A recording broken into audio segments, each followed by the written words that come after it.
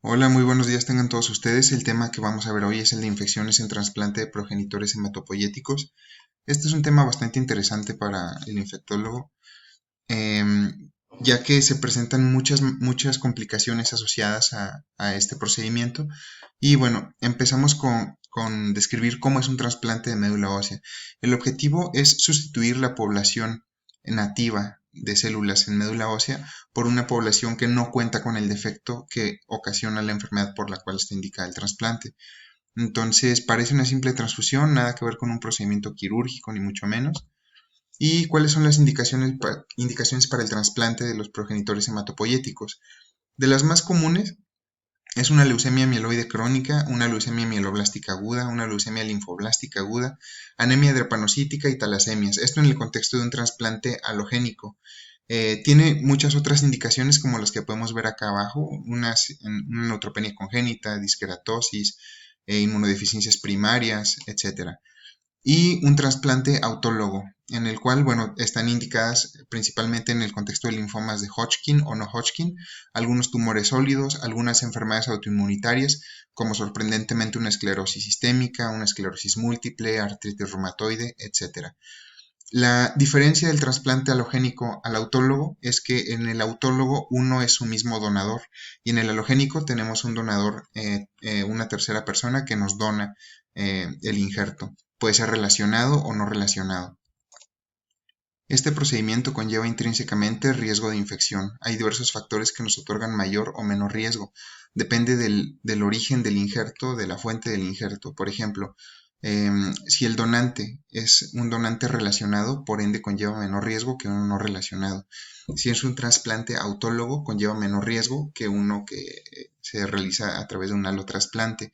O por ejemplo, la fuente del injerto. Si tienes un trasplante de células de cordón umbilical, tiene un riesgo alto. Si tiene un trasplante de células de médula ósea, tiene un riesgo intermedio. A diferencia que si es un trasplante cuyo injerto se obtuvo a través de la movilización de células de médula ósea, pero a través de factores estimulantes de colonias. También existe mayor riesgo cuando se tienen tratamientos inmunosupresores, como por ejemplo fludarabina, esteroides, globulina antitimocito, anti-CD20, otros biológicos, o cuando se tiene neutropenia prolongada o que ya tiene una infección existente al momento del trasplante. A su vez, también el tiempo de trasplante es muy importante, ya que entre más tiempo haya transcurrido desde el trasplante, menor va a ser el riesgo de infección. En esta tabla se abarca ya lo que comentamos, además de alguno que otro dato adicional. Por ejemplo, que si uno tiene una enfermedad más avanzada al momento del trasplante, también tiene mayor riesgo de infecciones o de que se incremente la severidad o la gravedad de la infección que le va a dar al paciente. También, por ejemplo, si tiene una enfermedad del injerto contra el huésped, grado 3 o grado 4 de forma aguda, o que tenga una enfermedad del injerto contra el huésped crónica, también incrementa el riesgo de adquirir enfermedades infecciosas. Uno de los procedimientos más importantes el trasplante es determinar si va a requerir terapia mieloablativa o no. Una terapia mieloablativa prácticamente consiste en administrar quimioterapia mieloablativa que va a disminuir los niveles de diferentes líneas celulares hasta prácticamente cero. Las líneas más afectadas son, por ejemplo, aquí en esta línea amarilla, son los neutrófilos, en la línea verde son las células B y los TCD8 y en la línea roja son las células TCD4. Vemos especialmente en este valle de neutropenia y valle de citopenia en general, que es cuando mayor probabilidad existe de que se produzca algún proceso infeccioso. Conforme transcurren las semanas o los meses, estas líneas celulares se van recuperando hasta alcanzar sus niveles normales. Sin embargo, durante todo este proceso existe posibilidad de adquirir alguna infección. Esto es importante ya que nos ayuda a entender por qué cierto tipo de microorganismos infecta al paciente en determinada etapa del trasplante. En esta tabla proporcionada por Guedes y colaboradores podemos apreciar que además de la neutropenia, las citopenias que más asocian infección son la disminución de células CD4, células B en general y células TCD8, junto con otros marcadores de citomegalovirus que luego vamos a abordar. En esta imagen podemos apreciar las diferentes etapas o fases por las que pasa un trasplante de células progenitoras.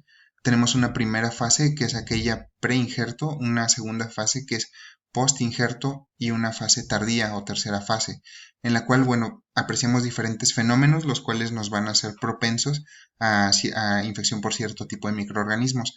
Tenemos que, por ejemplo, en la primera fase o fase peri-injerto, ya sea pre o inmediatamente post, tenemos neutropenia y disrupción de las barreras de protección, como por ejemplo ocurre en una mucositis o en la contaminación o infección a través de un catéter venoso central, en las que vamos a tener una propensión específica para infecciones por bacilos gram negativos, organismos gram positivos o algunas especies de estreptococos gastrointestinales, así como especies de Aspergillus y Cándida.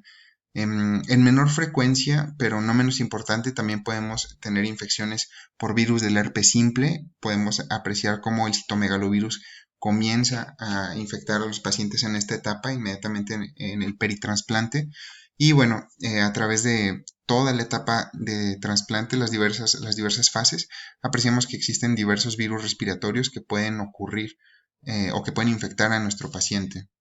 En la segunda fase hay una deficiencia en la inmunidad celular, lo cual, bueno, empiezan a recuperar células NK, células TCD8, y en esta etapa existen infecciones predominantemente por gram positivos, así como por Aspergillus en general, o virus del Epstein-Barr. Y bueno, es cuando el citomegalovirus se presenta en mayor medida.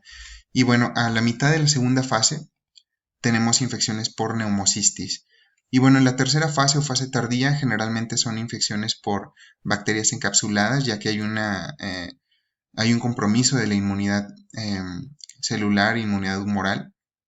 Y bueno, los principales microorganismos que van a estar infectando son Haemophilus, Streptococcus. Podemos tener algunos virus como el citomegalovirus, virus del varicela zoster, neumocistosis, Aspergillus, etc.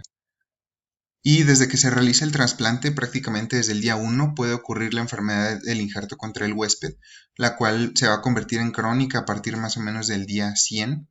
Y bueno, esto es muy importante tenerlo en cuenta porque representa un compromiso de la inmunidad bastante importante. Y como vamos a ver más adelante, pues es uno de los principales factores que van a orientar nuestros tratamientos profilácticos, la presencia o no de la enfermedad del injerto contra el huésped.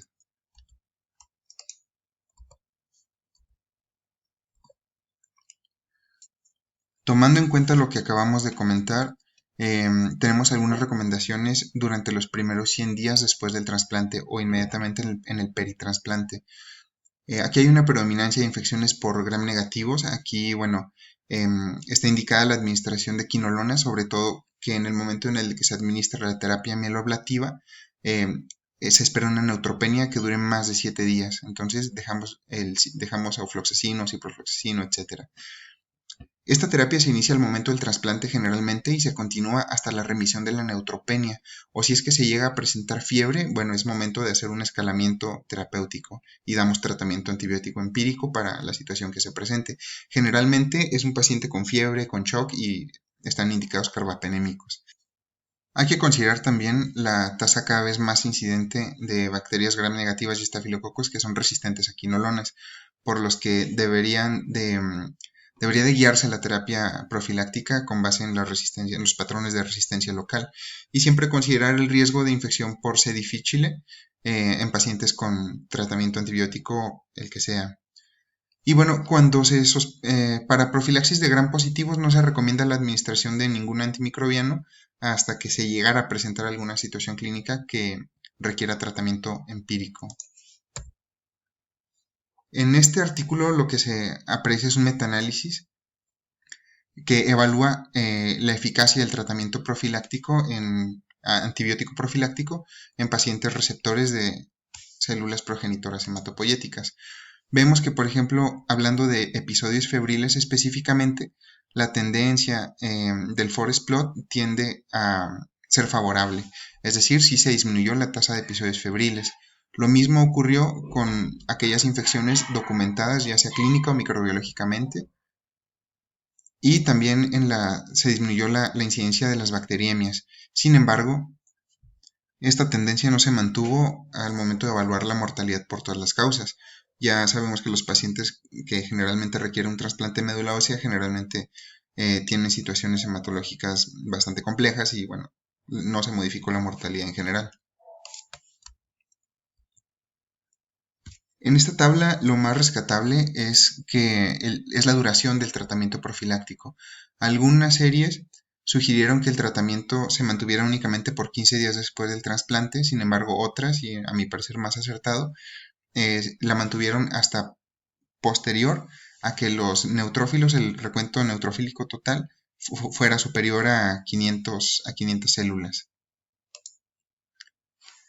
El uso de factores de crecimiento estimulantes de colonia tiene una utilidad en el sentido de que acortan la duración de la neutropenia, no reducen la mortalidad por todas las causas, pero lo positivo de esto es que al acortar la duración de la neutropenia también podemos acortar o disminuir la duración del antimicrobiano. Esta información es sacada de esta fuente y bueno, vemos que no se modificó la mortalidad por todas las causas de forma significativa. ¿Qué otras recomendaciones existen para infecciones tempranas, ya sea la administración de metronidazol o de inmunoglobulina? El metronidazol tiene utilidad en el sentido que disminuye la incidencia de la enfermedad del injerto contra el huésped gracias a que disminuye la microbiota anaerobia visceral. Y la inmunoglobulina está indicada en pacientes que tienen hipogamaglobulinemia, es decir, aquellos que tienen cifras de IgG menor a 400 miligramos sobre decilitro, y bueno, la meta es mantenerlo por encima de esta cifra. Y bueno, también se ha visto que los pacientes que son sometidos a trasplante de médula ósea tienen una vida media de inmunoglobulinas mucho menor que en pacientes sin trasplante. Es decir, en un paciente con trasplante dura de 1 a 10 días y en un paciente sin trasplante la vida media es de aproximadamente 18 a 23 días. Y bueno, este es el esquema de fluoroquinolona que maneja o que recomienda la guía del 2009 de tratamiento profiláctico para trasplante de médula ósea. Es levofloxacino una vez al día o ciprofloxacino 2 veces al día. Y bueno, esta se administra en el momento de hacer el trasplante y se mantiene hasta que ya se recuperan los neutrófilos por encima de 500. A su vez, también pacientes con hipogamaglobulinemia, es decir, IgG menor a 400 miligramos por decilitro, está indicada la administración de 500 miligramos por kilo a la semana de inmunoglobulina G. Y bueno, un tratamiento alternativo, aunque el nivel de evidencia no es tan alto, es acitromicina, 250 miligramos una vez al día. Recomendaciones para los 100 días posteriores del trasplante. Aquí, si recordamos, la principal fuente de infecciones es por microorganismos encapsulados, Streptococcus pneumoniae o Haemophilus influenza. Entonces, están indicados cursos prolongados de antibióticos, sobre todo en pacientes que tienen enfermedad del injerto contra el huésped crónica. Pero bueno, vamos a ver que la principal fuente de protección para microorganismos encapsulados pues es la vacunación. Y hablando de infecciones asociadas a catéteres, estas representan uno de los focos de infección más comunes en los pacientes que se someten a trasplante, especialmente en la fase peritrasplante o perinjerto.